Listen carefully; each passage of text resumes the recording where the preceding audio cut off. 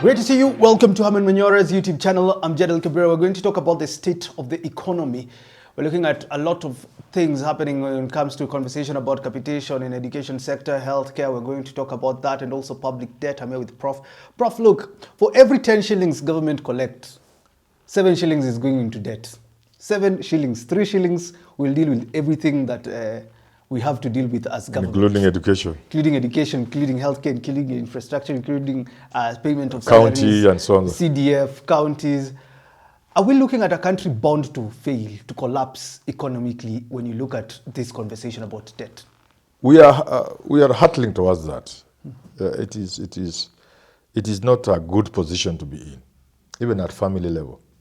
If your salary is all servicing debt, SACCOs, mkopo wa salo, lipa mdogo mdogo, Shylock, and what have you, chances of paying fees for your children becomes lower and lower and lower, diminishing. You need to change your diet in the house. The kitchen will begin looking different. Many of the things you are supposed to do, if somebody falls sick, you'll be down on your insurance if you are a person with insurance in terms of medical. If you are a person to take somebody to the next private hospital or clinic, you may not do it. So you begin to compromise on a number of things. And then the quality begins to go down of your life and everything. You may be forced to take your children now from the schools they have been in to inferior schools because their pocket cannot maintain them in the schools where they have been. And like I've said, your diet may now come down. And, you may be forced to leave the house you live in. So that if you are renting a house somewhere, you are paying some money. Now it is too much, you go to a smaller house or in a less glamorous neighborhood. Even those who have houses, they have bought. I have seen people leaving the houses to rent them. You live in a house whose rent could be 80,000. Mambo imekuharibikia mpaka unawacha mtu anakaa ndani anakulipa 80, wewe unaenda unalipa mahali 30. You know that. So to be in that state is not enviable. It's not something you will be proud of. No country should be proud because you are just on the blink. Because where we are now, everything can only be balanced if you borrow. That now takes you in the terrain of borrowing for recurrent expenditure. The day-to-day running of government. It's getting to a point where you have to finance it through borrowing. And the more you including short-term borrowing that's very, very expensive. Domestic market, extremely expensive. And that means also the government is kicking businessmen out of the borrowing market. Because government is a good borrower, it pays promptly, and it gives good interest. Who would want to lend their money to anybody else? There was a time during Moi's time, long before you were born. There was a time when, why would you do business and the government was giving you 40% or so? I can't remember, but there were outrageous interest. If you had your money and somebody wants to give you 30% interest, why would you do any other business? Why would you risk to do? Si unapatia serikali pesa yako tu. After 6 months wanakupa 30%, after a year wanakupa 30%, 15%. You know, that means you lock other players out of the borrowing market. And yet those people are the ones who, the investors who borrow money are the ones who keep the economy moving. Yes. And when the economy is moving through their investment, they create jobs. And they create more taxes for government. So government now borrows where these people should be going to borrow. Locking them out. So you are doing a lot of harm to the economy. You are strangulating the economy. You are killing the economy. You know, we started with, it is Uhuru's fault. When Ruto Gachagua took over. Yes. And then Mbadi comes into treasury now says, it's nobody's fault, now we don't have money at all. Let's now accept the reality. And then you hear the president says, don't worry about it, we will fix things, especially in the education sector. Whether we have money or not, we will fix things. What conversation should government be posing to Kenyans now? You see, there is nothing difficult. Government can handle the problem we are in. But government has put itself in a hole. Not Ruto's government. Government from Moi's time. Not so much Jomo Kenyatta's time. The world, it is the world. It's not even Kenyatta or Moi or Uhuru or Ruto or Kibaki. It is the world. We allow ourselves to be victims of the schemes from the West, of the World Bank and IMF. They keep coming to help us balance our books. Since when did the hyena keep the sheep in order? Yeah. How? How can the World Bank and IMF come and balance our books for us? That's where the problem is. So we are in a hole and we keep digging. They are lying to us, you borrow here, balance of payments, what? No! If I'm the president, I just tell them to go home. Keep off, we will pay you what we owe you. Tired of the same old shopping experience? Step into a smarter way to shop with Whiteson Group, Kenya's go-to online store for quality you can trust. From gadgets and homeware to everyday essentials, we deliver convenience right to your door. Fast shopping, secure payments, and top-notch customer care, all in one place. Visit whitesongroup.com today. Whiteson Group, simple, reliable, delivered. So that we can only relate with IMF, World Bank, and other donors as equal players. No, not equal in that we are the same weight, but with mutual respect and all that kind of. I only bring you in when I need you. How would you handle the issue of debt? The issue of debt, I'll stop borrowing. Because 70% of our I'll budget just stop borrowing. That's cannot all. go to I'll debt. just stop borrowing. With the interest rates, which are taking See, even a third by now. You see, ask yourself, what do we borrow to do? That's where you start. What are you borrowing money for? You are already in a very bad state and you are borrowing. Ask yourself, what am I borrowing for? It's like a person who has a problem in the house of finances because of many factors. The government has a problem not just because the government is handling money badly, the so-called poor fiscal policy. No. Some of these things is beyond the government. Some of these are global trends. World issues, and beyond sometimes, beyond governments, not just Kenyan government. So let's just look at the problem, that the problem is there. Let's not look at who has caused it. Sometimes it's not Ruto or Kenyatta or anybody else. It's just that it's a problem.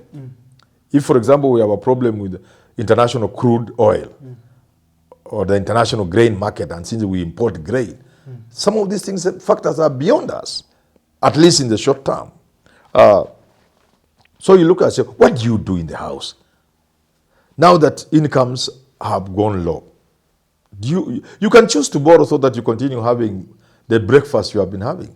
But you can be more realistic. As a family, you can sit down and say, look here, it's no longer tenable for us to continue having this kind of menu for our breakfast. And you discuss as a family. So yeah, well, we can cut down on sausages, we can cut down on this, we can replace this with this. You can say, okay, and children understand. That happened to me. My daughter was going to a school. I think she was sent home for fees like twice. And she saw what I was going through. She's the one who came to us and told us, Daddy, why don't I leave this expensive school? Yeah, my own daughter. And she was in Form 1 or Form 2. Yes. So Kenyans ask her. You can ask her. So Kenyans can understand. You ask her. She's the one. The place you normally go for parties. Yes. Ask her. She's the one who told us. No, she told me, Daddy, no, you are suffering. Let me go to... And she went to a local school in Omatasia and she passed her exams and went to university. So even children can see. So you have the choice as the head of the family, as a parents, as a wife, as a husband, to agree that the way things are today is no longer tenable for our children to go to the schools where they are, for us to continue eating the way we are eating, for us to run hot water in the house from morning to evening. You can cut on a few things, but also there's the choice to go and borrow to sustain that lifestyle. That's what Kenya is doing. Look, who tells Kenya we must do the roads we are doing? Do you know, and sometimes I wonder Kenyans, whether they know how they work. Do you know America is still having roads that are not all weather? Maram roads. America, with all its billions of dollars and trillions. Yes. It's not true that all our roads must be tarmacked. It's not true. No. We can't kill ourselves so that we have tarmac roads. No. We can suspend some of these things for now and make sure. Instead of spending 10 billion to build a few kilometers of tarmac, we can say let's use only 3 billion to do that road, nice maram, plus 10 others on the 3 billion. We have saved 7 billion, but we have, instead of doing 30 kilometers, we have done 300 kilometers, but with 3 billion. We have saved 7 billion. Nice all-weather road, but maram.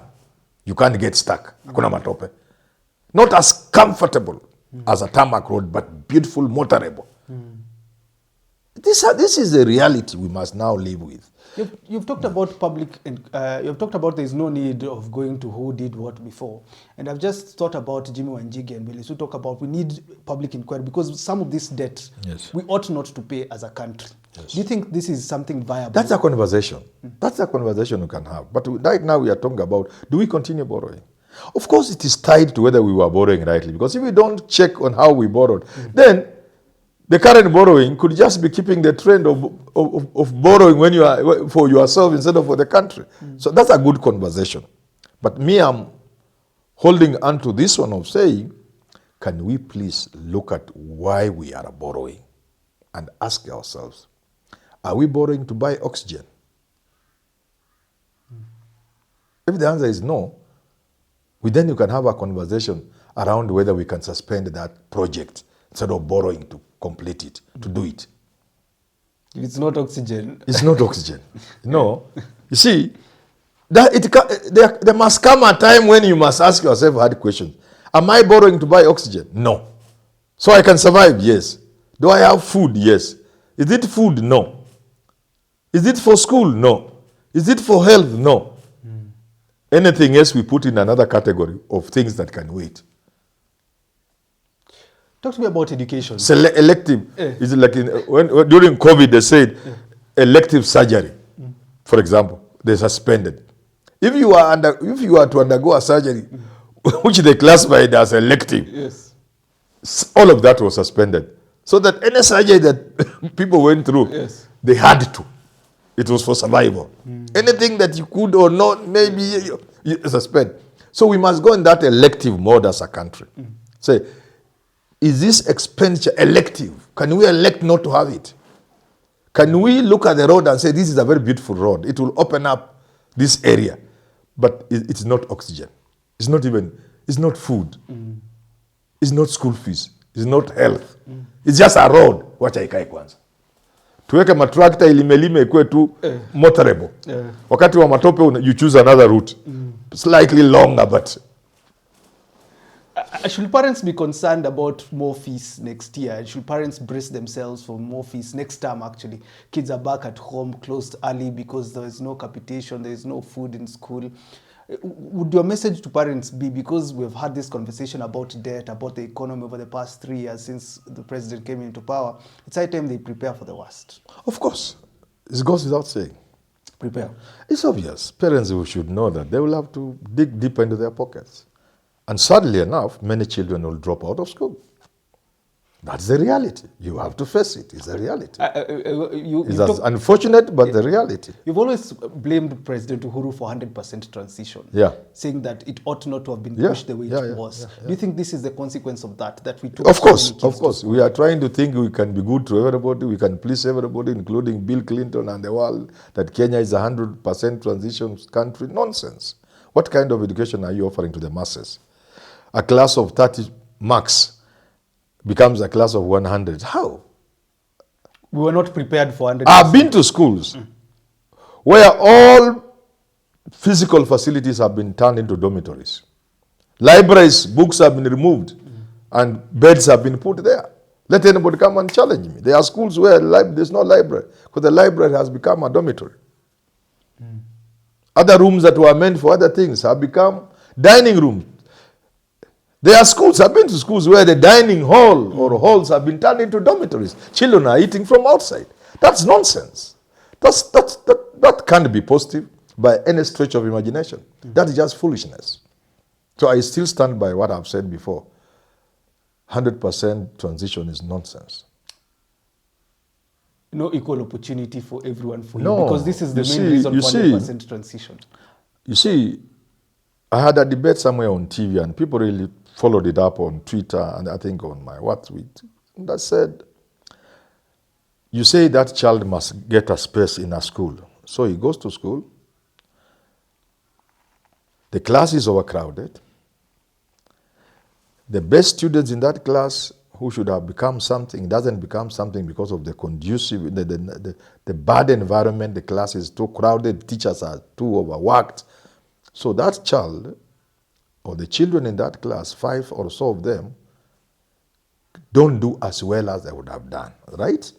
We are doing that, we are sacrificing their abilities and their future on the altar of fairness and equality and equity. Fine. 10 years down the line, that class has not produced anybody who can do anything for the country and for themselves. Flip it and say, supposing instead of 100 children in class, we only had 40. And out of the 40, 10 become successful in life. And each of them is able to employ 20 people. They will have employed these people who made it impossible for them to become what they should have become in order to employ these other people. You see, you have to think ahead.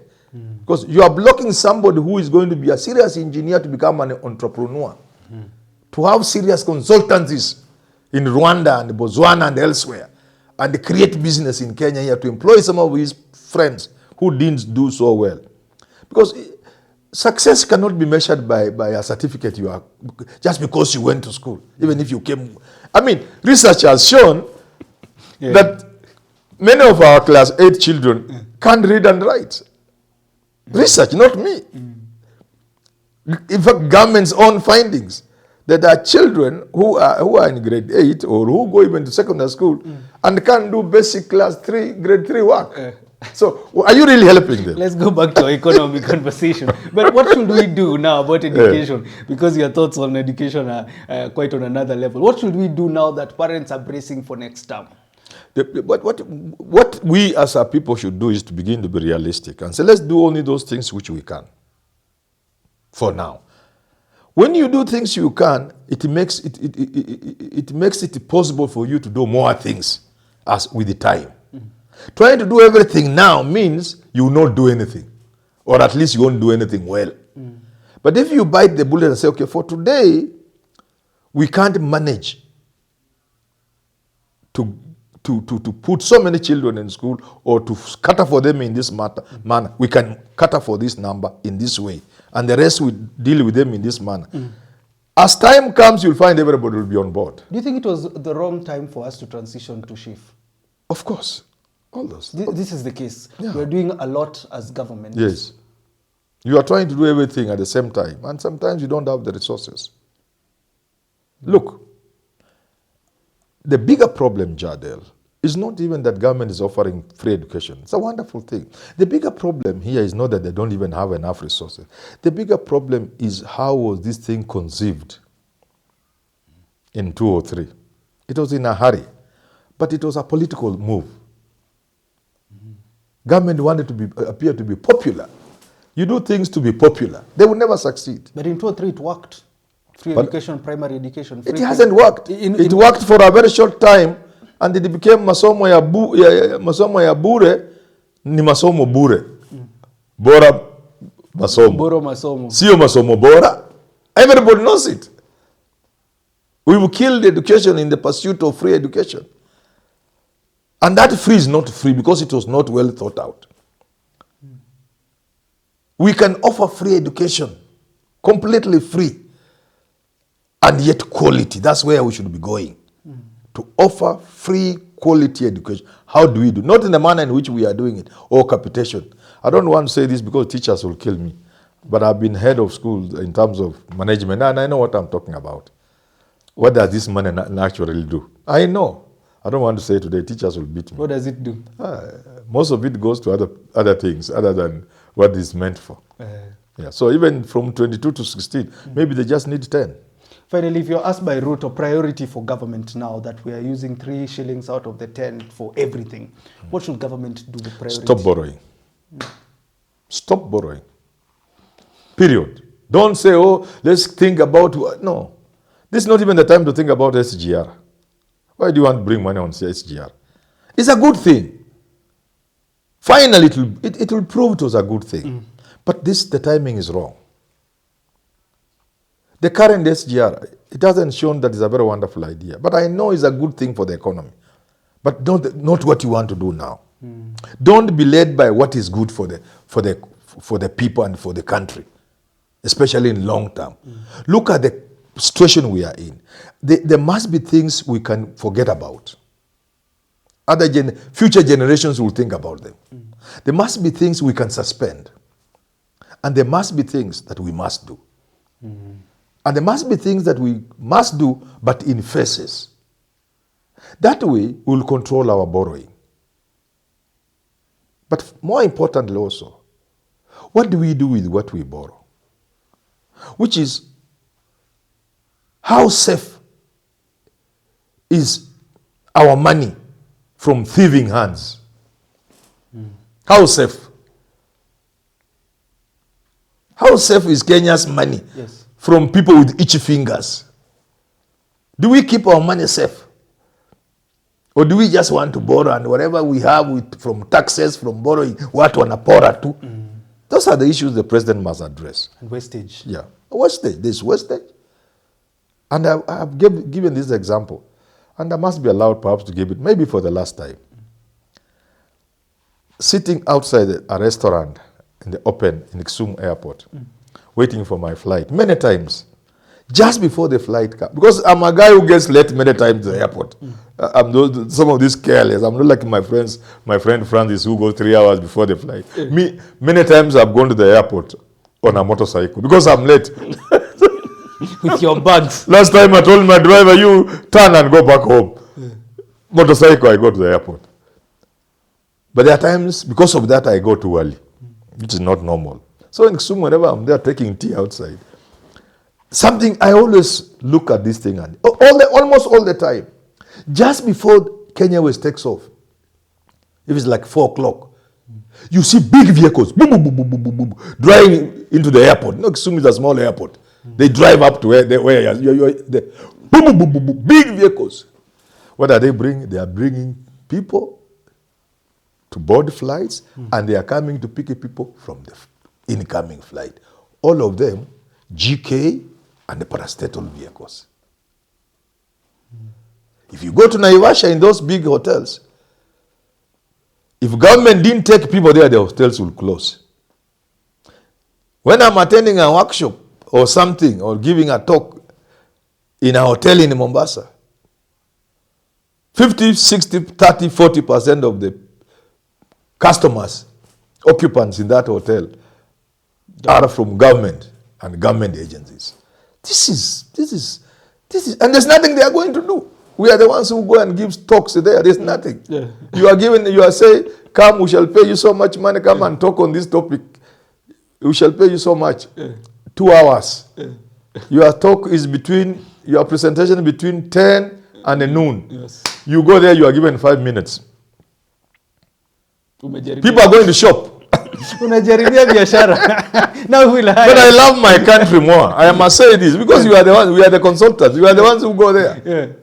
Yeah, the program is quickly collapsed, squeezed. Oh, the minister is coming to close. So and so. So everything is. But then people are going to do shopping. How much money have you wasted? So you are right. We must stop wastage. Thanks for tuning into that conversation about the economy. It's corruption, wastage, and wrong prioritization of resources. Thanks for tuning in. Goodbye for now.